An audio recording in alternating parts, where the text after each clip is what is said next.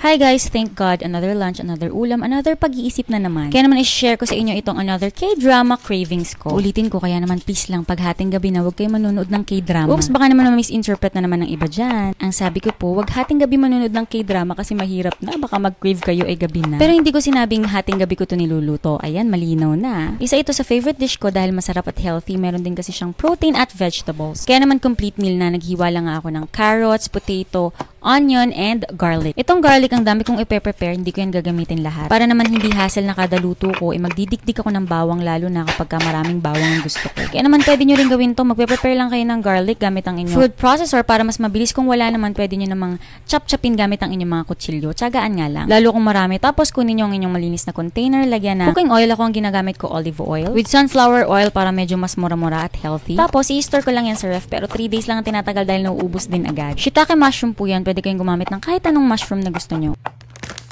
This is vermicelli noodles, pero hindi ito yung kilala nating mga Pinoy na pangsotanghon. Usually, yung pangsotanghon ay gawa sa mung bean starch, while this Korean glass noodles are made from sweet potato starch. Yes po, sinerch ko lang yan sa internet, check nyo lang din. Ibababad ko lang siya sa water room temperature ng mga 10 minutes or habang pinaprepare ko yung aking mga ingredients. At imimix ko na rin sa isang lalagyan yung aking mga sauce.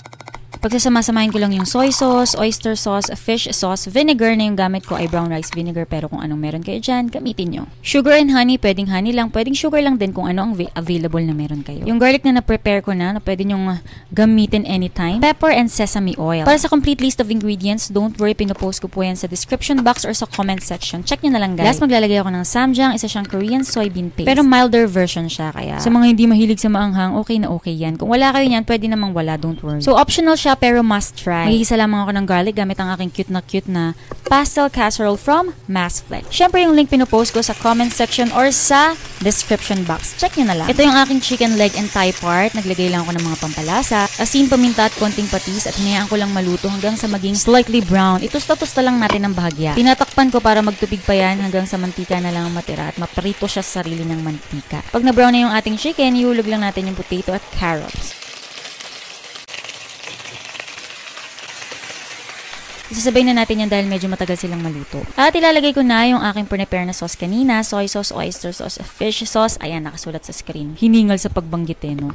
Haluin lamang. Hayaan kumulo, pagkatapos takpan, hinaan ng apoy at let it simmer hanggang sa lumambot. Kung mapapansin nyo, dumami yung ating sabaw dahil nagtubig pa yung ating chicken kahit hindi tayo naglagay ng water. Chinek ko lang yung aking potato at chicken kung malambot na ba siya. Pagkatapos ilalagay ko na yung mga iba pang mga sangkap. Yes, kumusta naman dyan? Comment down below kung anong inyong ulam at taga saan kayo para ma-shoutout sa next video. Ngayon pa lang ako maglalagay ng tubig dahil baka matuyan na, lalo't maglalagay na tayo ng Korean starch noodles. Ihulo natin yung mga madadaling maluto. Pinakuloan ko lamang at niyaang maluto ng mga 10 to 12 minutes hanggang sa lumambot yung noodles. So, cook it according to your liking. Naku, ang sarap nito guys. Mas i-absorb pa ng ating noodles yung mga flavors na nilagay natin diyan. Ito na nga guys, ang ating Korean braised chicken. My own version, syempre. Hindi siya authentic. Naku, napakasarap nito guys. I-try nyo na and comment down below kung saan ang inyong experience dito sa ating Korean braised chicken. Shoutout po kay Miss Emery K. Mora from Nueva Ecija. And shoutout po kay Miss Stephanie Natal from Antipolo. Ako nga palang inyong kusinerang inhinyera, Jane Agustin Silvestre. See you in my next vlog.